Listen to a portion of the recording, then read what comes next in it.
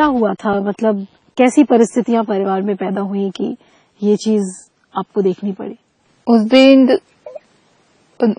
हमको जाना था मेरे मम्मी पापा के वहाँ, क्योंकि दूसरे दिन हमारा प्लान था, एक फैमिली टूर था, कश्मीर जाना था हमको, और उसकी पूरी तैयारी हो चुकी थी उस दिन।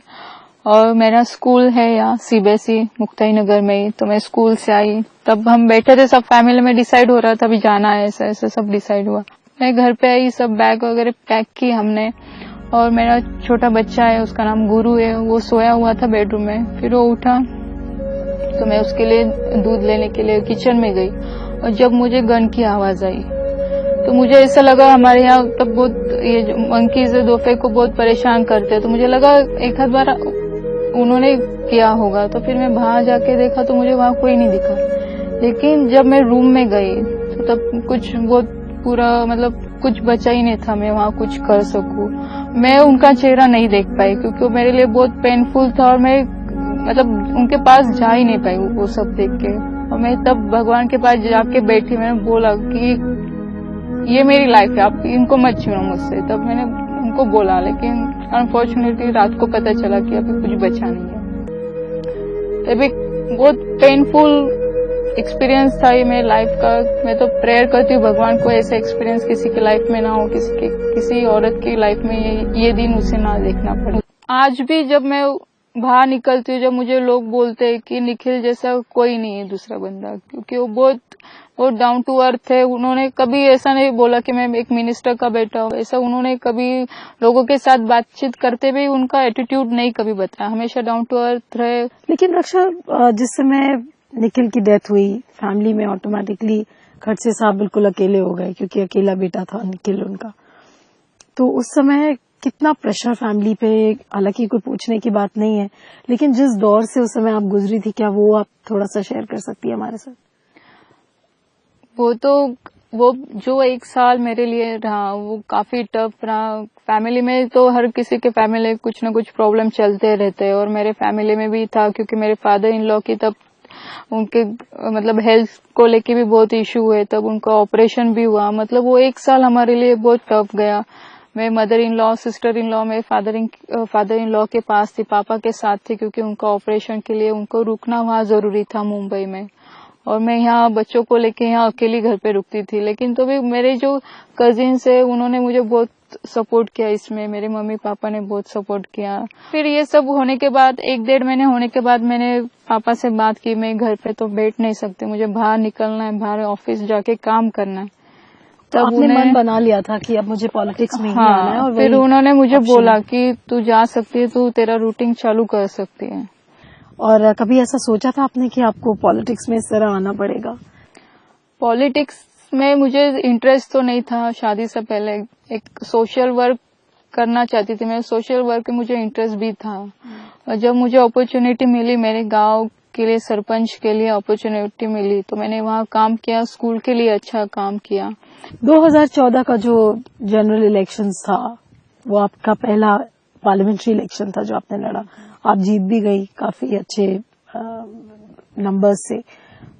उस दौरान कैसा एक्सपीरियंस था? क्योंकि जितने भी पेपर्स में, अखबारों में तस्वीरें आती थी, उसमें आप अपने दोनों बच्चों को गोद में लेकर और कंस्टिट्यूएंसी के सब कोनों में घूमती थी।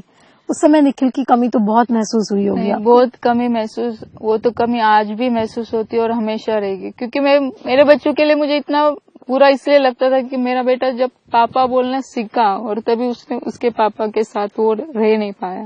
मैं आज जितना हो सके उतना उनके लिए पूरा मेरी तरफ से पूरी कोशिश करती हूँ कि उनको सब चीजें वो मिले, कि वो इतने एक लड़का अपने बच्चे अपने पापा से एक्सपेक्ट करते हैं, वो सब चीजें मैं उनको देना चाहती हूँ। बहुत कम ऐसा पॉलिटिकल फैमिलीज में सुनाई पड़ता है कि उन्होंने अपनी बहू को टिकट दे दिया और बेटी दोनों बैठी हुई है उन्हें टिकट्स नहीं दिया।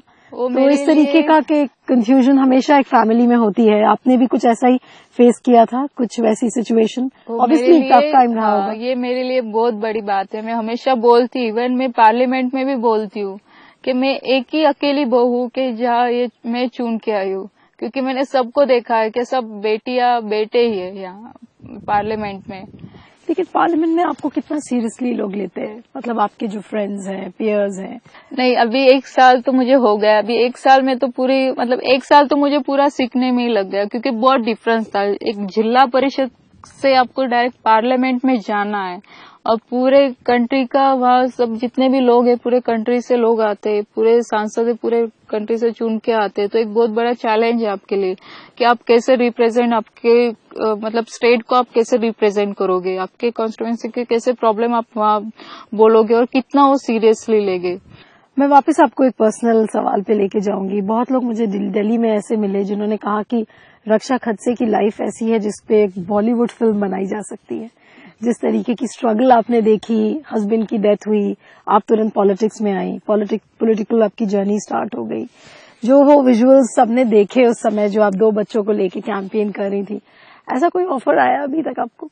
नहीं, ऑफर तो नहीं आया, लेकिन लगता है कि लाइफ सच्ची में मतलब मैंने अभी तक सुना था, क्योंकि मेरे मम्मी पापा के उन्होंने मुझे बहुत लाड से बढ़ाया, बहुत प्यार से बढ़ाया, तो इतने प्रॉब्लम मैंने वहां कभी फेस नहीं की। लेकिन अभी जो मैं प्रॉब्लम से जो जा रही हूँ, लग रही कि ये लाइफ ऐसी रहती है, जो लोग बोलते हैं, जो मूवी में मतलब पिक्चर में जो बताया जाता है, दिस इज अ लाइफ, ये लाइफ में फेस कर रही हूँ। और मैं भी खुद को एक चैलेंज समझती हूँ कि क्योंकि आपकी ये फेस करना चाहिए, क्योंकि तभी आपको समझ में आते कि लाइफ क्या है।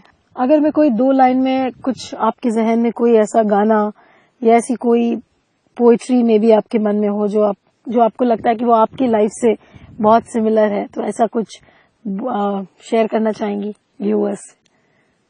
लाइफ वैसे तो कोई नहीं है, मुझे म्यूजिक सुनना अच्छा लगता है।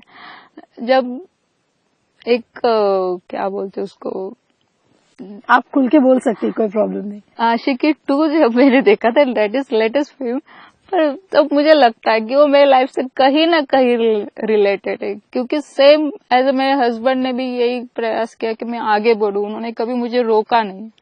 और जब वो मुझे छोड़ के चले गए तो उन्होंने ऐसा लगता है कि ठीक है, आज मेरे आजू बाजू लोग हैं, सब है, लेकिन आज कहीं तो भी उनकी कमी हमेशा मुझे महसूस होती रहती कि नहीं, आज वो रहते तो और कितना अच्छा रहता, आज वो रहते तो हम मतलब आज मेरे पास सब कुछ है, लेकिन सब कुछ रह के भी कुछ नहीं है। ऐसी आज की मेरी सिचुएशन है।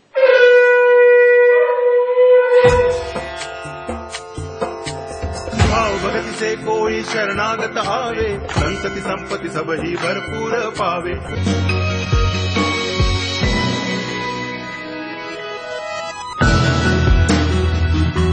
रक्षा, कितना टाइम मिल पाता है बेसिकली पेरेंट टीचर्स मीटिंग में जाने का? अभी तो बच्चों की रिस्पॉन्सिबिलिटी मेरी मदर इन लॉ और मेरी बड़ी सिस्टर इन लॉ उनके ऊपर है, और वही उनका पूरा ख्याल रखते हैं जब वो मुंबई में रहते हैं। और खास करके मेरे मदर इन लॉ ने भी वो डिसीजन लिया कि बच्चों के लिए मुझे उनके पास रुकना है, और मेरी बड़ी सिस्टर इन लॉ भी वो लंदन से उनके लिए खास करके, और वो दोनों बहुत अच्छी तरह से उनका ख्याल रखते हैं। फिर कितना टाइम बच्चों के साथ बिता पाते हो? जैसे ये सब छोटे छोटे मोमेंट्स हैं, उनको झूले झुलाना। नहीं, यहाँ तो नहीं मिल पाता टाइम, लेकिन जब मुंबई रहती हूँ तो सैटरडे संडे छुट्टी रहता है, तो वहाँ अच्छा बड़ा लॉन है, ग्राउंड है, वहाँ शाम को हम खेलते हैं उनके साथ। आगे क्या रक्षा, लाइफ तो बहुत टफ होती है बिना हस्बैंड के। ऑफ कोर्स आपको इन लॉज का सपोर्ट है बहुत बड़ा, बट आगे 5 साल आप कैसे देखती हैं अपने आप को? नहीं, अभी मुझे अपॉर्चुनिटी मिली है, मेरे फैमिली से इतना सपोर्ट मिला है, तो मैं समझती हूँ कि इस सपोर्ट को पूरा ज्यादा से ज्यादा मैं अपने काम में ज्यादा यूज करूँ। मुझे बहुत काम करना है, और काम के ऊपर ही मेरी आगे की मेरी पहचान होगी कि मैं क्या हूँ और मैं कैसे हूँ।